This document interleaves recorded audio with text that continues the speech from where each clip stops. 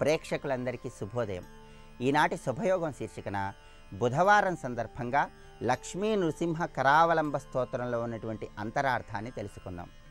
జగద్గురువులైనటువంటి ఆది శంకరాచార్యుల వారు మనందరి తరపున ఈ సంసారం నుండి బయటపడవేసి కష్టాలను తొలగింపజేసి ఉద్ధరింపజేయమని నరసింహస్వామి వారిని ప్రార్థిస్తూ లక్ష్మీ నృసింహ కరావలంబ స్తోత్రాన్ని రచించారు. దీనిలో భావం తెలుసుకుంటూ మనం ఆ స్తోత్ర పారాయణ చేస్తే లక్ష్మీ నరసింహస్వామి వారి విశేషమైన అనుగ్రహం కలుగుతుంది. ఈ లక్ష్మీ నృసింహ కరావలంబ స్తోత్రంలో ఉన్న 9వ శ్లోకంలో జగద్గురువులైన ఆది శంకరాచార్యుల వారు లక్ష్మీ నరసింహస్వామి వారిని ఎలా కీర్తిస్తున్నారంటే, సంసార సాగర విశాల కరాల కాల నక్రగ్రహ గ్రసిత నిగ్రహ విగ్రహస్య వ్యగ్రస్య రాగ నిచయోర్మి నిపీడితస్య లక్ష్మీ నృసింహ మమదేహి కరావలంబం అంటూ కీర్తిస్తున్నారు. అంటే దీనిలో ఉన్న అర్థాన్ని మనం పరిశీలిస్తే, సంసార సాగర విశాల కరాల కాల అంటే ఈ సంసారం అనేది లక్ష్మీ నరసింహస్వామి నాకు పెద్ద సముద్రంలాగా కనిపిస్తుందయ్యా. నక్రగ్రహగ్రసిత నిగ్రహ విగ్రహస్య అంటే ఇందులో మహాభయంకరమైనటువంటి మొసళ్ళు నా నిగ్రహాన్ని మింగివేస్తున్నాయి స్వామి. ఈ సంసారం అనే సాగరంలో అనేక సమస్యలు మొసళ్ళలాగా నన్ను భయపెడుతున్నాయి స్వామి. వ్యగ్రస్య రాగ నిచయోర్మి నిపీడితస్య రాగద్వేషాలనేటటువంటి తరంగాలు నన్ను కలవరపెడుతున్నాయి స్వామి. రాగద్వేషాలనేటటువంటి తరంగాల నుండి నన్ను బయటపడవేయి, మొసళ్ళనేటటువంటి బాధల నుండి నన్ను బయటపడవేయి. ఈ సంసారం పెద్ద సముద్రంలాగా ఉంది. లక్ష్మీ నృసింహ మమదేహి కరావలంబం, నీ చెయ్యి అందించి నన్ను పైకి తీసుకురా స్వామి అంటూ సంసారాన్ని ఒక సముద్రంలాగా వర్ణిస్తూ ఆది శంకరాచార్యుల వారు మనందరినీ బయటికి తీసుకురమ్మని నరసింహస్వామి వారిని ప్రార్థిస్తున్నారు. ఆ తర్వాత ఈ స్తోత్రంలో ఉన్నటువంటి 10వ శ్లోకాన్ని మనం పరిశీలిస్తే, ఈ 10వ శ్లోకంలో సంసార సాగర నిమజ్జన ముహ్యమానం దీనం విలోకయ విభో కరుణానిధే మాం ప్రహ్లాద కౌద పరిహార కృతావతార లక్ష్మీ నృసింహ మమదేహి కరావలంబం అంటూ కీర్తిస్తున్నారు. అంటే దీనిలో ఉన్న భావం ఏంటంటే, సంసార సాగర నిమజ్జన ముహ్యమానం అంటే స్వామి ఈ సంసారాన్ని సాగరం అని చెప్పాను కదా, ఈ సాగరంలో నేను నిమజ్జన ముహ్యమానం పూర్తిగా మునిగిపోయినాను స్వామి. దీనం విలోకయ విభో కరుణానిధే మాం పూర్తిగా మునిగిపోయి మూర్ఛపోయి ఉన్నాను స్వామి. దీనున్నై ఉన్నాను స్వామి. ఈ దీనున్నైన నన్ను దయానిధి నన్ను ఒక్కసారి చూడు స్వామి. ప్రహ్లాద కౌద పరిహార కృతావతార, ప్రహ్లాదుడి బాధలు పోగొట్టడానికి స్తంభం నుంచి ఆవిర్భవించావు కదా, అలాగే ఈ సంసారం అనే సాగరంలో పూర్తిగా మునిగిపోయి ఉన్నాను, బయటపడలేకపోతున్నాను. ఒక్కసారి నా వైపు చూసి ప్రహ్లాదుడిని ఏ విధంగా రక్షించడానికి అవతరించావో అలా నన్ను రక్షించడానికి కూడా నువ్వు నీ రూపాన్ని దర్శింపజేసి నన్ను అనుగ్రహించు స్వామి. లక్ష్మీ నృసింహ మమదేహి కరావలంబం, నీ చెయ్యి అందించి ఈ సంసారం అనే సాగరంలో మునిగిపోయిన నన్ను బయటికి తీసుకురా స్వామి అంటూ శంకరాచార్యుల వారు మనందరి తరపున ఈ శ్లోకంలో నరసింహస్వామి వారిని కీర్తిస్తున్నారు.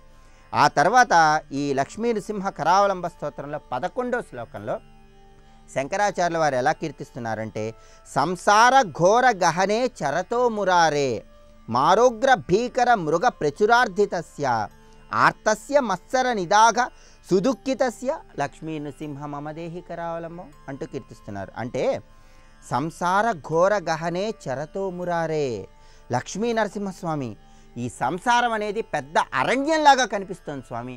కేవలం సముద్రంలా కాదు, పెద్ద అరణ్యంలాగా కనిపిస్తోంది. మారోగ్ర భీకర మృగ ప్రచురార్ధితస్య నేను ఇందులో పరిభ్రమిస్తున్నాను. దీనిలో అనేక రకాలైన కోరికలు మృగాల్లాగా వెంటాడుతున్నాయి. మరి అలాంటప్పుడు లక్ష్మీ నృసింహ మమదేహి కరావలంబం నన్ను మాత్సర్యం, ఈర్ష్య, అసూయ ఇవన్నీ కూడా మృగాల్లాగా భయపెడుతున్నాయి. అందుకే ఈ సంసారం అనే అరణ్యం నుండి బయటికి తీసుకురా, కోరికల నుంచి బయటికి తీసుకురా స్వామి, నీ చెయ్యి అందించి పైకి తీసుకురా అంటూ ప్రార్థిస్తున్నారు. రేపటి శుభయోగం శీర్షికన గోమాత వైభవాన్ని, పురాణాలలో గోమాతకు ఉన్నటువంటి ప్రాశస్త్యాన్ని తెలుసుకుందాం. నమస్కారం.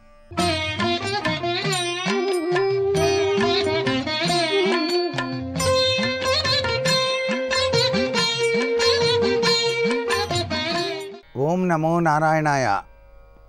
ఓం నమః శివాయ. శ్రీమాత్రే నమః. త్రయోదశి తిథి నాడు ఆశుతోషుడైనటువంటి పరమేశ్వరుణ్ణి గనక తుమ్మిపూలతో అర్చన చేసి మారేడు దళం మీద గంధం రాసి ఓం నమఃశివాయ అంటూ సమర్పించినట్లయితే వివిధ రకాలైనటువంటి రుగ్మతల నుంచి బయలుపడటానికి ఆస్కారం అత్యధికంగా ఉంటుంది అంటోంది శాస్త్రం. ఇక్కడ శివుణ్ణి మారేడు దళాలతో పూజించటం అనేటువంటిది చాలా శుభకరమైనటువంటి విశేషాంశం. ఈ తిథిలో పత్రార్చన చేయటం వలన అరిషడ్వర్గాలలో ఉండేటువంటి కామం దహించబడుతుంది అంటోంది శాస్త్రం. వీటిలో మొట్టమొదటిదైనటువంటి తత్వాన్ని మారేడు దళాలతో ఈ తిథి నాడు పరమేశ్వరుణ్ణి గనక అర్చన చేసినట్లయితే అది దహించబడుతుంది. ఈ సృష్టిలో గొప్ప శక్తితత్వం కలిగిన వాడు పరమేశ్వరుడు. ఆయన కామాన్ని జయించాడు. కామాధిష్టాది దేవత అయినటువంటి మన్మధుణ్ణి తన యొక్క 3వ నేత్రం తెరిచి భస్మీపట్లం చేశాడు కదండి. అందుచేత అంత విశిష్టవంతమైన తత్వాన్ని ఈ తిథినాడు పరమేశ్వరుడు మనకు ప్రసాదిస్తాడు. కాబట్టి ఈశ్వర ఆరాధనలో మారేడు దళం ప్రముఖ పాత్ర వహిస్తోంది ఈ తిథినాడు. అంతేకాకుండా మారేడు దళంలో పూజని ఆచరించేటప్పుడు ఈ దళంతో ఈనెలు పరమేశ్వరుడికి తగిలేటట్టుగా ఉంచాలి. అది ఐశ్వర్యయుక్తమైనటువంటి ప్రభావాన్ని ఇస్తుంది. దళాన్ని తిప్పి కనుక పూజ చేస్తే మోక్షాన్ని ప్రసాదిస్తాడు పరమేశ్వరుడు. ఇంత విశేషం ఉంది ఆ దళంలో. అంతేకాకుండా మారేడు చెట్టు కింద ఏ వ్యక్తికైనా సరే అరటి ఆకు వేసి కడుపు నిండా భోజనం పెట్టి శివార్పణమస్తు అని చెప్పేసి నమస్కారం చేస్తే జన్మజన్మాల నుంచి వచ్చినటువంటి పాపం పటాపంచలైపోయి కర్మ విధ్వంసమై అదృష్టకరమైనటువంటి జీవితాన్ని సాధిస్తాడు మానవుడు. అంతేకాకుండా మనకి మారేడు చెట్టు నుంచి ఉద్భవించేటువంటి మారేడు కాయలు, ఆ కాయలో ఎండబెట్టిన తర్వాత లోపల ఉన్నటువంటి గుజ్జునంతా తీసేసి దానిలో కనుక విభూతిని పోసి నిత్యం ఎవరైతే ఆ విభూతి ధారణ చేస్తారో వారి జీవితాలలో ఆగామి సంచిత ప్రారబ్ధ కర్మల్ని తొలగిస్తాడు పరమేశ్వరుడు. ఇంత విశేషం ఈ మారేడు దళానికి, మారేడు వృక్షానికి, మారేడు కాయలకి ఉన్నది. సర్వే జనా సుఖినో భవంతు. నరసింహావతార కథా పరమానంద సుధా ఇలలో ధర్మము నిలుపగ హరి దశ రూపములను దాల్చె కదా. శ్రీ విష్ణు రూపాయ నమః శివాయ, శ్రీ నారసింహాయ నమః.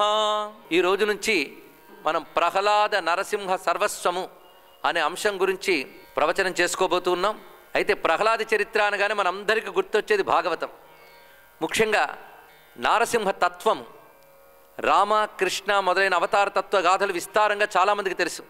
కానీ నృసింహస్వామి యొక్క వైభవం కూడా అంతే విస్తారంగా శాస్త్రాల్లో చెప్పబడింది.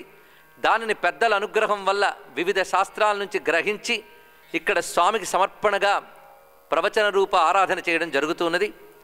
నృసింహస్వామి యొక్క వైభవాన్ని తెలియజేస్తూ మనకు వేదవాంగ్మయం నుంచి వరుసగా కనిపిస్తున్నది. మనం చెప్పుకోబోతున్న నృసింహ సర్వస్వానికి మూల గ్రంథాలు ఏమిటో ముందు ప్రస్తావన చేసుకుందాం. ప్రధానంగా మనకి భాగవతం, దాన్ని ఆధారం చేసుకుంటూ విష్ణు పురాణంలో ప్రహ్లాద చరిత్ర చాలా అద్భుతంగా చెప్పబడింది.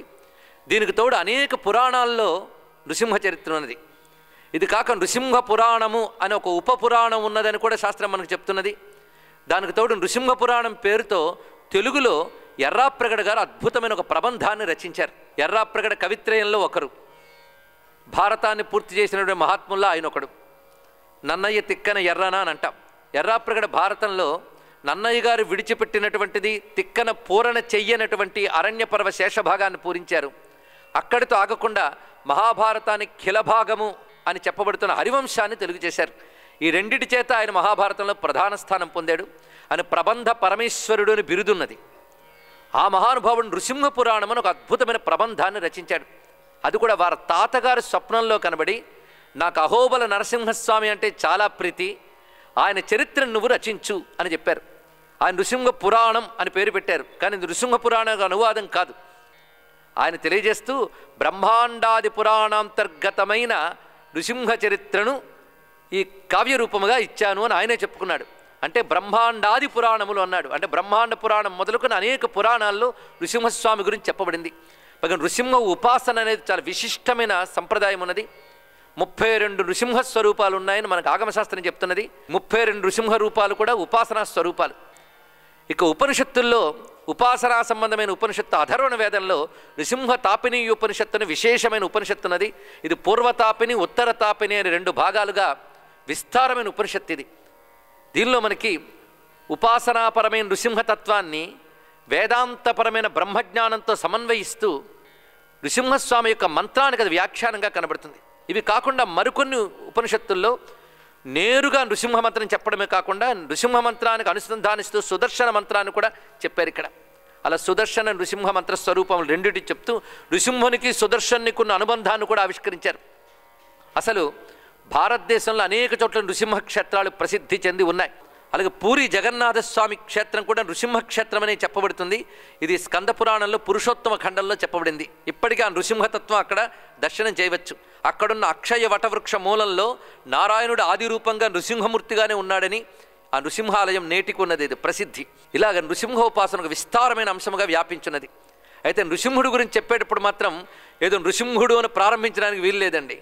నృసింహస్వామి వైపు వెళ్ళాలి అంటే ముందు ప్రహ్లాదుడి గురించి చెప్పుకుని కానీ ప్రవేశించడానికి లేదు. అదే రాముడి గురించి కృష్ణుడి గురించి అన్నారా ఏం బాధలేదు. రాముడు ఫలానా అయోధ్యలో పుట్టాడని ప్రారంభించవచ్చు. కృష్ణ పరమాత్మ అంటే ప్రేపల్లెలో గోకులంలో కలిగాడు, లేకపోతే ముందుగా మధురానగరంలో ఆ దేవికి జనించాడని ప్రారంభించవచ్చు. కానీ నరసింహస్వామి గురించి అలా నేరుగా ప్రారంభించడానికి లేదు. ఆయనకు ముందు ఈ ప్రహ్లాదుడి వారి గురించి చాలా చెప్పుకోవాలి. ఆ తర్వాత నరసింహస్వామి గురించి మనం ప్రవేశిస్తాం. చిత్రం ఏంటంటే ఈ 3 అవతారాలు ఇక్కడ ప్రస్తావన చేసుకున్నాం. ఒకటి నరసింహావతారం, రెండవది రామావతారం, మూడవది కృష్ణావతారం. 3 అవతారముల గురించే ప్రస్తావన చేసుకున్నాం. మిగిలినటువంటి అవతారాలు చాలా ఉన్నాయి. నారాయణ అవతారాలు అనంతాలు. కానీ ప్రధానంగా మనకి కొన్ని చోట్ల 21, కొన్ని చోట్ల 25 భాగవతం ప్రస్తావన చేస్తోంది. దశావతారములని జ్యోతిష్ శాస్త్రపరంగా తర్వాత పురాణాల్లో వచ్చినటువంటి అంశములవి. చిత్రం ఏంటంటే ఇన్ని అవతారాలు ఉన్నప్పటికీ కూడా ఈ 3 అవతారాలని ఎందుకు చెప్పుకున్నాం? కాస్త యోచిస్తే మనకే తెలుస్తుంది 3 అవతారాలను ఎందుకు చెప్పుకున్నామంటే. ఈ 3 అవతారాలకి విష్ణువుకి ఒక అనుబంధం ఉన్నది. అదేమిటంటే ఈ 3 అవతారాల్లోని జయ విజయుల్ని సంహరించుకుంటూ వచ్చాడు. అందుకు 3 అవతారాలు చెప్పుకున్నాం. జయ విజయుల యొక్క మొదటి జన్మ హిరణ్యాక్ష హిరణ్యకశిపులు, రెండవ జన్మ రావణ కుంభకర్ణులు, మూడవ జన్మ శిశుపాల దంతవక్తులు. ఇది అందుకు మొట్టమొదటి చెప్పుకునేది ఈ దివ్యమైనటువంటి నరసింహస్వామి చరిత్రనే చెప్పుకోవాలి. ఎందుకంటే ఆ అవతారంతోనే ఇక్కడ జయ విజయులు ఇద్దరిని పూర్తి చేశాడు. ఒక్క రామావతారంతో రావణ కుంభకర్ణులను ఇద్దరినీ దెబ్బకొట్టాడు. ఒక్క కృష్ణావతారంతో శిశుపాల దంతవక్తులు ఇద్దరినీ దెబ్బకొట్టాడు. కానీ హిరణ్యాక్ష హిరణ్యకశిపులు ఇద్దరినీ సంహరించడానికి మాత్రం ఒక్క అవతారం ధరించలేదు స్వామి. 2 అవతారాలు వేరువేరు వేళల్లో ధరించాడు. ఇది కొంచెం ఆశ్చర్యకరమైన అంశం ఇక్కడ. కానీ 2 అవతారాలకు ఒక సామ్యం ఉంది. మళ్ళీ పరిశీలించినట్లయితే ఈ 2 అవతారాలు సగం నరం సగం మృగం. 2 అవతారాలు అలాంటివే. హిరణ్యాక్షుని సంహరించినప్పుడు నర శరీరంతో వరాహ వదనంతో సంహరించాడు. హిరణ్య కశిపుని సంహరించినప్పుడు నర శరీరం సింహవదనంతో సంహరించాడు. కనుకనే ఇక్కడ రెండిట్లో ఉన్న సామాన్య అంశం ఏంటంటే 2 నరమృగ శరీరాలు హిరణ్యాక్ష హిరణ్యకశిపుని సంహరించేటప్పుడు. దీన్ని బట్టి పురాణ కథలు ఎంత పకడ్బందీగా ఉంటాయో ఆలోచించండి. ఇక్కడ పురాణ కథలు అంటే జరిగిన గాథలు కనుక, లేదా పకడ్బందీగా జరిగాయి అనుకుందాం. అలా 2 కూడా నరమృగ శరీరాలు అవడంలో ఏదో ఒక వైశిష్ట్యం ఉన్నది. పైగా 2 అవతారాలకి ప్రత్యేక ఉపాసన ఉంది. వరాహస్వామి ఉపాసన సామాన్యం కాదు. అసలు భారతదేశంలో మనం చెప్పుకునేటువంటి కాలంలో మొట్టమొదటి ప్రస్తావన చేసేది ఆ స్వామి వారి గురించే. శ్వేతవరాహ కల్పే వైవస్వత మన్వంతరే అంటున్నాం. కనుక మొదట మనం స్మరించేది వరాహస్వామిని. సర్వం శ్రీ లక్ష్మీ నృసింహ చరణారవిందార్పణమస్తు. స్వస్తి.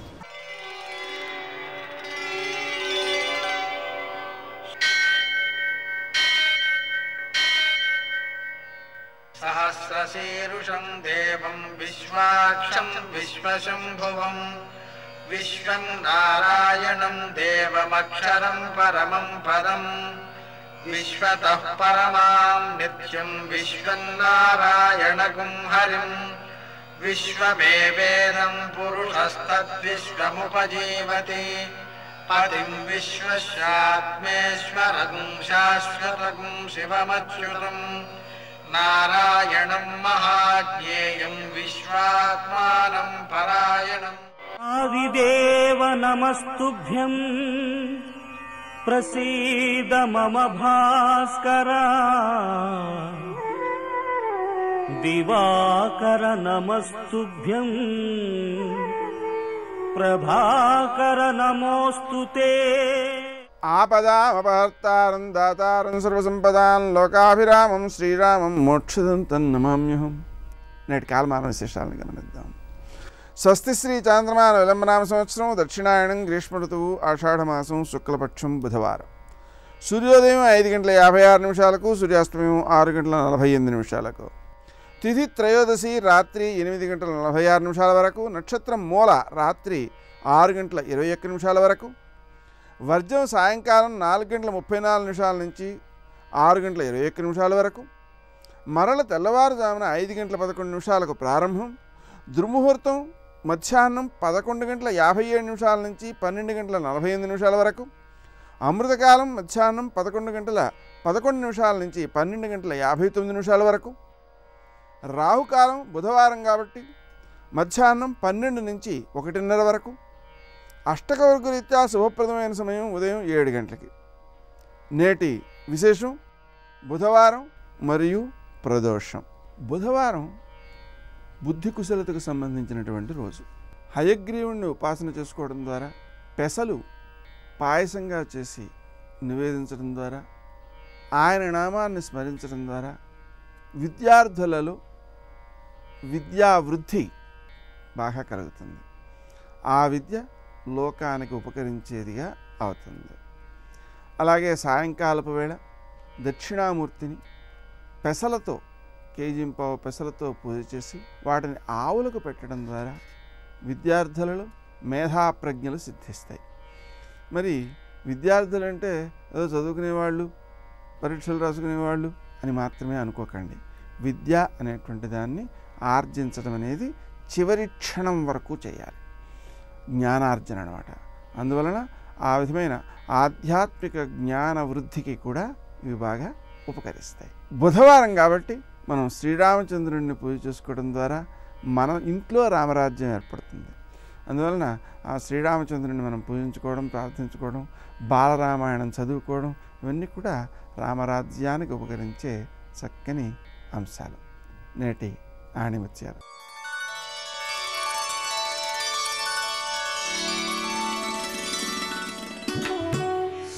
భౌతికమైన కోరికలలో మునిగిపోయిన వారికి సద్గురు కృప లభించదు.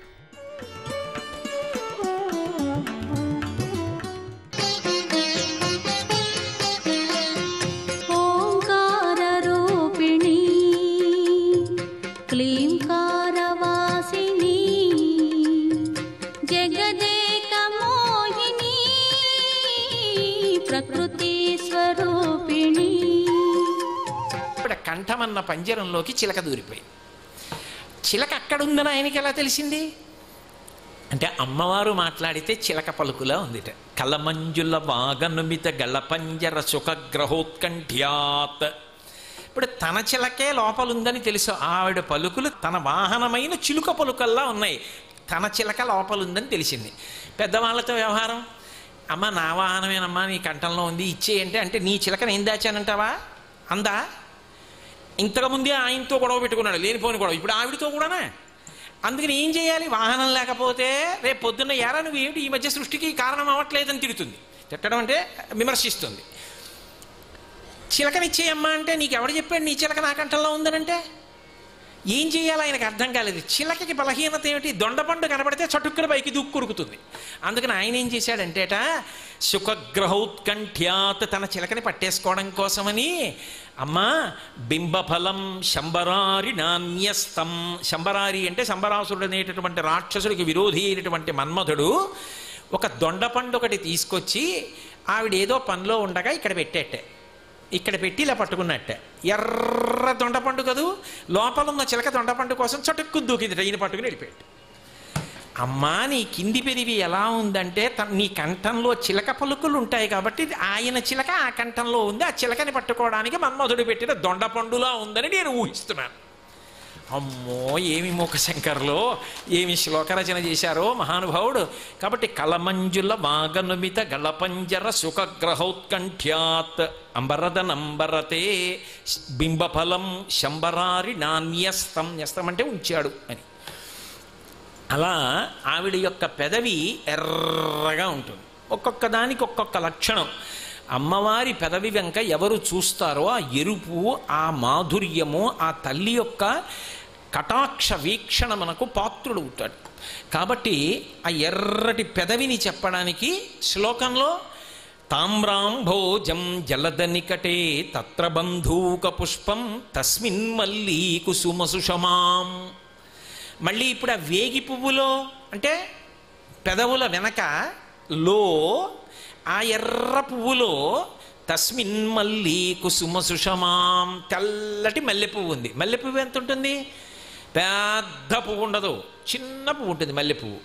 ఆ మల్లె పువ్వు కనపట్టలేదు, మల్లె పువ్వు యొక్క కాంతి కనపడుతోంది. తస్మిన్ మల్లీ కుసుమ సుషమాం, మల్లెపూల కాంతి కనపడుతోంది.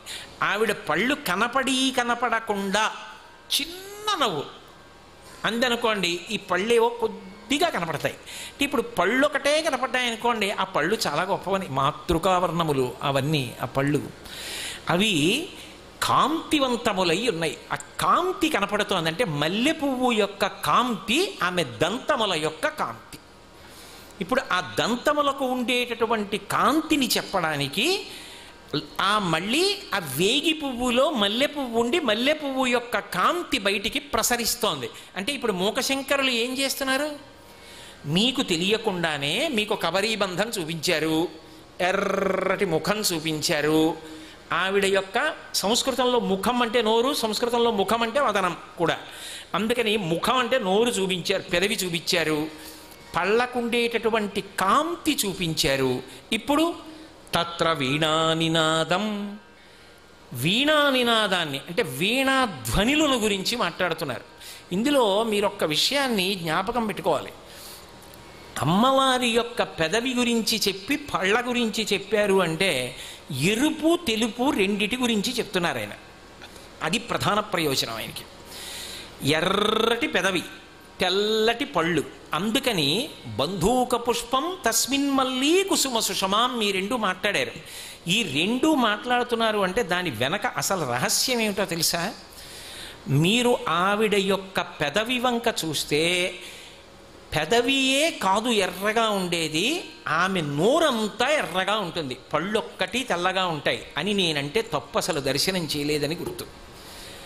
ఆమె నాలుక మీద దవడల్లోనూ పెదవులకు లోపల చిన్న చిన్న తెల్లటి తునకలు ఉంటాయి, అవి కర్పూర కళికలు.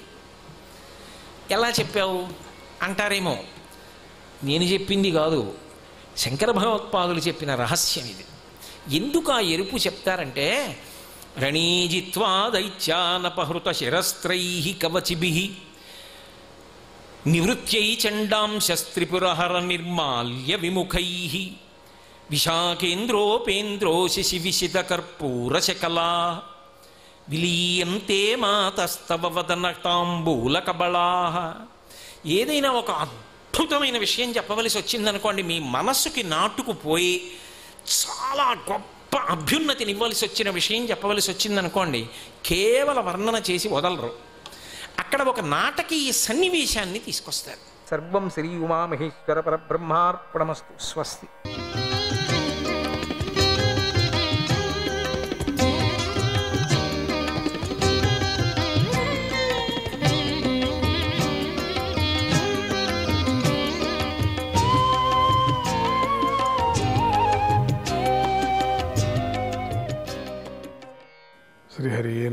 నారాయణ గోవింద. గంగాసాగర సంగమానికి వెళ్ళి స్నానం చేసి పరశురాముణ్ణి దర్శించి నమస్కారం చేశాడు. తర్వాత క్రమక్రమంగా సప్త గోదావరి, వేణానది, పంపానది, భీమరథి నదుల్లో స్నానం చేశాడు. తర్వాత కుమారస్వామి క్షేత్రాలను కూడా దర్శించాడు.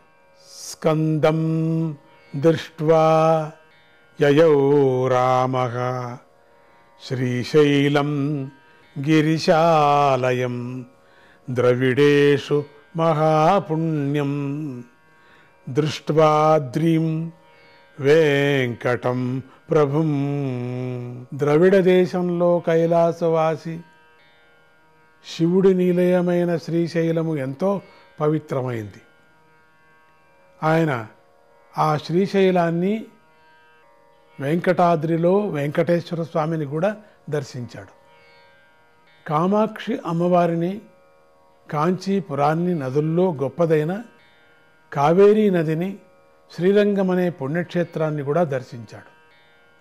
శ్రీరంగంలో రంగనాథి స్వామి అయి శ్రీహరి సదా నివసిస్తూ ఉంటాడు కదా. తర్వాత బలరాముడు శ్రీహరి క్షేత్రమైన వృషభ పర్వతాన్ని, దక్షిణ మధురను, మహాపాపాలను నాశనం చేసే సముద్రమందు గల రామసేతువును, తరువాత రామేశ్వర క్షేత్రాన్ని కూడా దర్శించాడు. బలరాముడు బ్రాహ్మణులకు పాడియావులను దానం చేశాడు. తర్వాత కృతమాల, తామ్రపర్ణి అనే నదుల్లో స్నానం చేసి మలయమనే కులవ పర్వతానికి కూడా వెళ్ళాడు.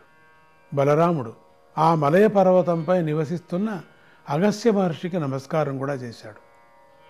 ఆయనను బాగా స్తుతించి అభివాదం కూడా చేశాడు.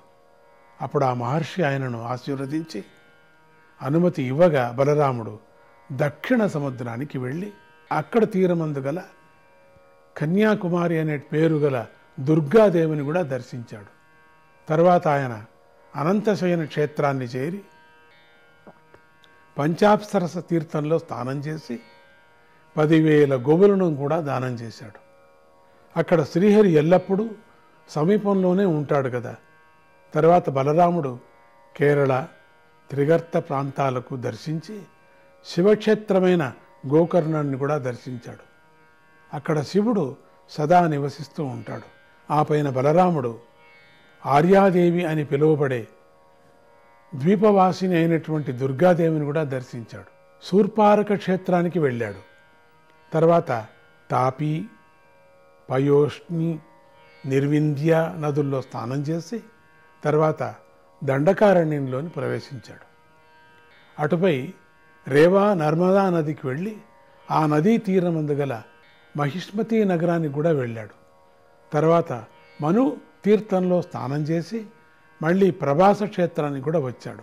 కురుక్షేత్ర యుద్ధంలో భీముడు, దుర్యోధనుడు గదలతో యుద్ధం చేసుకుంటూ ఉండగా బలరాముడు వారిని ఆపాలని కురుక్షేత్రానికి వెళ్ళాడు. ఇంతవరకు యుద్ధం జరిగిపోయింది. ఇక చివరి యుద్ధం ఉంది, క్లైమాక్స్ యుద్ధం అన్నమాట అది. ఆ క్లైమాక్స్ సందర్భంలో అక్కడికి వెళ్ళాడు. వాళ్ళది ఇంకా ఆపాల వెళ్ళది కురుక్షేత్రానికి వెళ్ళాడు. అప్పుడు ధర్మరాజు నకుల సహదేవులు శ్రీకృష్ణార్జునులను ఆయనను చూసి నమస్కారం చేసి ఏమీ మాట్లాడకుండా ఉన్నారు. బలరామదేవుడు ఏమి చెప్పాలని ఇక్కడికి వచ్చాడో అని సందేహించి ఆయనకు భయపడి మౌనం వహించారు. వాళ్ళంతా చాలా భయపడ్డారు. ఈ చివరిలో ఆయన ఇక్కడికి వచ్చాడే, ఇంకా తెర చాలి శుభం అని పలికే సందర్భంలో వచ్చాడు. మంచి క్లైమాక్స్ సీన్ ఉంది ఇది, ఏం చేస్తాడో వాళ్ళంతా భయపడ్డారు కూడా. జయించాలని కోరుకుంటూ ఉన్న భీమసేన, దుర్యోధనులు ఇద్దరూ కూడా కోపంతో గదలను చేతులతో పట్టుకొని రకరకాల పద్ధతులను ప్రదర్శిస్తూ యుద్ధం చేస్తున్నారు. వారు యుద్ధంలో నిమగ్నులై బలరాముడికి నమస్కరించటాన్ని కూడా మరిచిపోయారు. అటువంటి వారిని చూసి బలరాముడు ఇలా అన్నాడు: ఓ దుర్యోధన మహారాజా, ఓ భీమసేన, మీరిద్దరూ సమానమైన బలం కలవారు, వీరులు. మీలో భీముడు ప్రాణశక్తితో అధికమైన బలం గలవాడైతే రెండవ వాడు అంటే దుర్యోధనుడు గదాయుద్ధంలో భీముడి కంటే అధికమైన బలం గలవాడని నా అభిప్రాయం. కాబట్టి సమ ఉజీవులైనటువంటి మీ ఇద్దరిలో ఒకడికి జయం కానీ మరొకటి ఓటమి కానీ కలిగే సూచనలేమీ కనిపించటం లేదు. అందుచేత ఫలితం లేని ఈ యుద్ధాన్ని ఇంతటితో ఆపివేయండి అన్నాడు. ఇద్దరు యుద్ధం చేస్తున్నారు. ఇద్దరు సమసమానమైనటువంటి శక్తి గలవాళ్ళు. ప్రాణంతో మహాశక్తివంతుడు, గదాయుద్ధంతో మహాశక్తివంతుడు నువ్వు. ఎంతసేపు పట్టుకున్నా, ఎంతసేపు ఈ యుద్ధం చేసినప్పుడు గదాయుద్ధము, ఇది ఎవరికి జయమో ఇంకొకరికి అపజయం అనే విచారమే లేదు. కాబట్టి ఎంతసేపు చేసినా ఇంతే ఉంటుంది. కాబట్టి మీరు ఆపేస్తే బాగుంటుంది అన్నాడు. భీమ దుర్యోధనులు ఇద్దరూ కూడా ఒకరిపై ఒకరు చేసుకున్న నిందలను గుర్తు చేసుకుంటూ బలమైనటువంటి శత్రుత్వం కలిగి ఉన్నారు. వాళ్ళు చాలా బలంగా ఉన్నారు. ఎవరి మాట వినేటువంటి స్థితిలో లేరు వాళ్ళిద్దరూ కూడా. అంతవరకు జరిగినటువంటి విచారాలు ఒకరికొకరు యోచన చేసుకుంటూ కొట్టుకుంటున్నారు. అందుచేత బలరాముడు చెప్పిన మాట అర్థవంతమైనదే అయినా వారు స్వీకరించలేదు. బలరాముడు చెప్పిన మాట వినలేదు. వీళ్ళు బాగుంది, మంచిగా చెప్పాడు, కానీ ఇద్దరు కూడా వినేటువంటి పరిస్థితి లేదు, వినరు. ఆ యుద్ధము ప్రారంధమని భావిస్తూ బలరాముడు ద్వారకకు వెళ్ళాడు. అప్పుడు అన్నాడు, వీళ్ళిద్దరూ ఆపరు, ఇదొక ప్రారంధ కర్మ వీళ్ళది అని అక్కడి నుంచి వెళ్ళాడు. ఉగ్రసేనుడు, సాంబుడు మొదలైన వారు ఆయనకు సంతోషంతో స్వాగతం పలికారు. యజ్ఞమూర్తి అయిన బలరాముడు అన్ని గొడవలను విడిచిపెట్టి మళ్ళీ నైమిషానికి చేరుకున్నాడు. ఇదెందుకు, ఈ గొడవే వద్దు మాకు, వెళ్ళిపోయాడు. మహర్షులు ఎంతో ఆనందించి ఆయన చేత అన్ని యజ్ఞాలను చేయించారు. సర్వసమర్థుడు భగవంతుడైన బలరాముడు వారికి పరిశుద్ధమైనటువంటి ఆత్మజ్ఞానాన్ని ఉపదేశించాడు. ఆ ఆత్మజ్ఞానంతో వారు ఈ జగత్తంతా తమ యందు ఉన్నదని, తమ సకల జగత్తు యందు వ్యాపించి ఉన్నామని తెలుసుకున్నారు. యజ్ఞ దక్షిణంగా బలరాముడు వారికి ఆత్మజ్ఞానాన్నే దానం చేశాడు. ఇంకంతకనే ఉంది. జ్ఞాతులు, బంధువులు, మిత్రులు చుట్టుముట్టి ఉండగా బలరాముడు తన ధర్మపత్ని అయినటువంటి రేవతితో కలిసి వెన్నెలతో కూడి ఉన్నటువంటి చంద్రుడిలాగా ప్రకాశిస్తూ అవభృత స్నానాన్ని చేశాడు. అప్పుడు ఆయన మంచి వస్త్రాలను కూడా ధరించి చక్కగా అలంకరించుకున్నాడు. అనంతము ఇంద్రియ గోచరము కానిదైనటువంటి పరబ్రహ్మయే మాయాశక్తితో మానవ రూపాన్ని ధరించి బలశాలి అయిన బలరాముడయ్యాడు. అంత బలరాముడయ్యాడు, ఇంకా బలశాలిగా. ఆయన యొక్క ఇటువంటి చరిత్రలు లెక్కలేనన్ని ఉన్నాయి కూడా. మనం ఎంత చెప్పుకున్నా చాలదు. యోనుస్మరేత రామస్య కర్మాణ్యద్భుత కర్మణః సాయం ప్రాతరనంతస్య విష్ణో సదయతో భవేత్. బలరాముడి ఆశ్చర్యాన్ని కలిగించే అనంత లీలలను ఎవడైతే ఉదయము సాయంకాలము స్మరిస్తాడో అటువంటి వాడు శ్రీహరికి ప్రీతిపాత్రుడవుతాడు. ఇంతటితో 10వ స్కందంలోని 79వ అధ్యాయము సమాప్తమవుతున్నది. శ్రీహరి నారాయణ నారాయణ.